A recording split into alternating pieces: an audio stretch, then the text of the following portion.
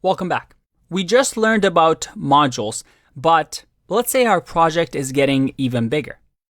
We have this main file, we have some utility, but let's say that we're now working for Microsoft and we have a new, let's say, shopping functionality, an entire, let's say, shopping area where you can buy Microsoft t-shirts.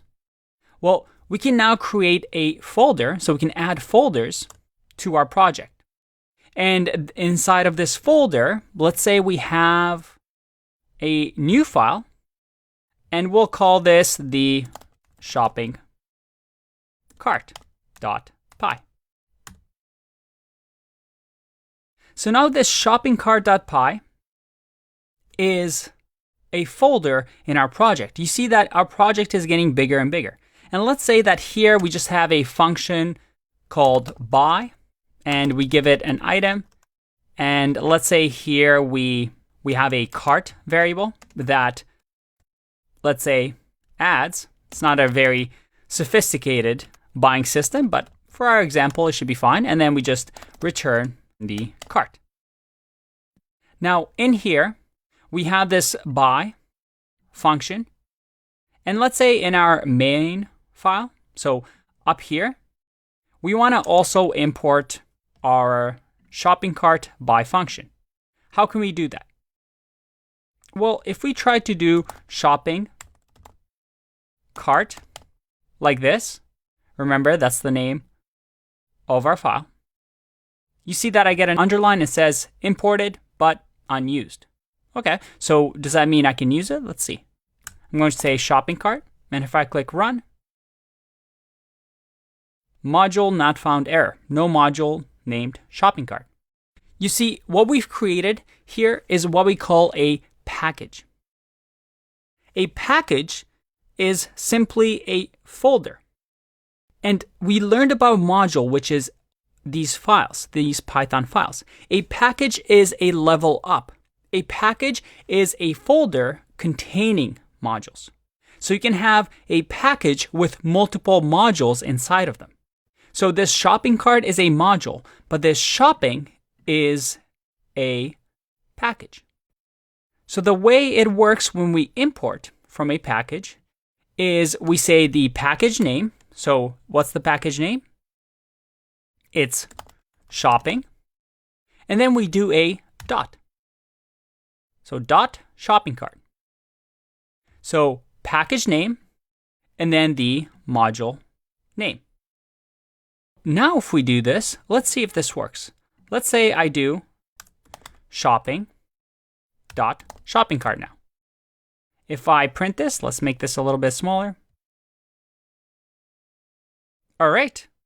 Now I have access to the shopping cart module by importing the package shopping, which is the folder, and then the shopping cart. And you notice once again, we have a PyCache that was created for the shopping cart. So let's see if we can use the buy function. So I'm going to say buy, and then item, I'll say I'm buying just an apple. If I click run, there you go. I get my apple list, and I was able to import it from a package. Now, here's the thing. I want to try and copy what we've just done into a real life scenario. Instead of using this website, repl.it, let's actually create our own project. I'm going to use PyCharm, and I recommend you use PyCharm as well, just for these next couple of videos. Let's open up PyCharm, and let's just create a new project here. Now we can call it whatever we want. So let's just call it modules for now for our project. You can see where it's being saved. And remember here, we get to pick what interpreter we want. We're going to talk about this virtual env later on in the videos, but the key thing is to make sure that our base interpreter is using Python 3. In my case, the Python 3 that we've downloaded in user local bin. If you're on a Mac or Linux, if you're on Windows, this path will probably be different. Now we can just create a project. And we see here we have our modules project. Now, we're going to ignore all of these folders for now. We're going to talk about them later on. The key here is that we want to create a new file. I'm going to just right-click here and say New Python file. And we can just call it, let's say, main.py. And notice here that I created in a folder called venv. We'll get back to that shortly. Now let's make this a little bit bigger so we can see. And we're going to copy whatever we've just done here. So I'm going to copy the main file like this. Oh, that did not copy. Let's try that again. Like that. And then we're also going to create a few more files. So we'll create a folder. So in here, I'm just going to say right-click, say New. And right away, you see that it says Python package. I'm going to click on Python package, or I can create a directory if I want as well. And when I click here, let's name the package like we've done here as shopping. All right, we get our shopping folder. And in here, let's right-click, say New file, and we'll call this the shopping cart.py. So shopping cart.py. And then finally, we'll add our utility file. I know we're doing a lot, but hey, I'm trying to prove a point here. Trust me, this is going to be important. So utility.py. There we go. So we have the same setup that we have here. Let me copy this over as well.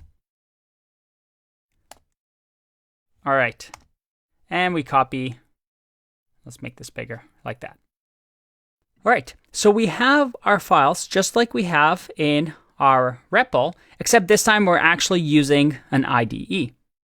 Now, the reason I wanted to transfer over to the IDE is that there's an extra file here that we didn't see in the REPL. And the REPL actually hides this away from us. You see this underscore init.py file? And it's completely empty. There's nothing in here. One of the rules of a package, of a Python package, is that on the root of this package, you have to have an underscore init __.py. Now, why is that? Well, because the interpreter is going to read this and say, oh, this is a Python package. Remember how when I right-clicked here, I said New, and then I had an option of a directory or a Python package? By clicking Python package, it automatically added this init for us. So although here everything worked without a init, this is just something that REPL hides underneath the hood. Anytime you want to create a package, you'll see that we need to have an init file. And it can just be completely empty. Now, the beauty here with PyCharm is that it does it for you, which is really, really nice. Okay, so let's run this code and make sure that it still works. So this is our main.py. I can simply run the code here by going to run and then selecting run. Let's run our main file. Oop, and we get an error. Let's zoom in here. And we see that module shopping.shoppingcart has no attribute by. And that is because we did not import the by function here. So let's do that. Let's go to shopping cart, by. Make sure I copy that. Paste it in. Let's zoom that in. And by the way, I'm zooming here on my touchpad. I can just use 2 fingers to zoom in here. If I click run again, and this time once you ran it once, you can just click on run again. And there we have it. We have Apple right here as the output. And it says process finished with exit code 0. In programming, when something exits with code 0, it means there were no errors. If you get 1, well, that's usually an error. All right, so we have everything working, and this is now our setup. We have our main file. We have our other modules like utility. And then we also have our packages, and they're packages because they have this init file, and we have different modules in them. And as projects get bigger and bigger and we use IDEs like PyCharm, we organize our functionality, our grouping into these packages and modules. And really, really good developers are able to organize code in really nice packages that make sense, really nice modules that make sense. This is a skill that is really hard to teach. It just comes with practice, by looking at other people's projects, by working on projects. But the key thing is that you want to do what makes sense. And when we start working on some of our final projects, we have over 10 projects coming up that we're going to work on. Now, with those ones, you're going to start to learn different ways to organize code as you follow along. So don't worry. Let's take a break and explore modules a little bit more in the next video.